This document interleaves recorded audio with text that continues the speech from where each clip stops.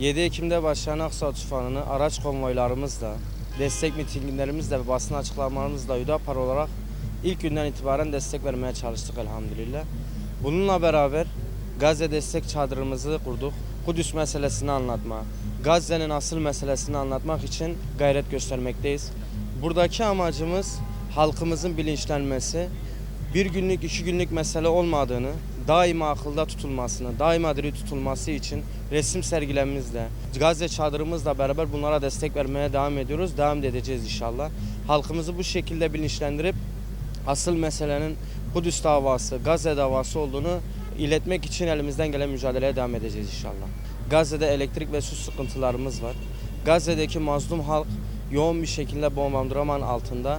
Onun için onların acil bir şekilde nakdi ve tıbbi desteğe ihtiyacı var. Bunun için de halkımızın desteğini başlamak için, bize yardımcı olabilmesi için, oradaki mazlum ve Müslüman halka yardımcı olabilmek için böyle bir kumbara kurduk. Allah'ın izniyle bizim ve halkımızın elinden geldiğince destek vermeye çalışacağız inşallah.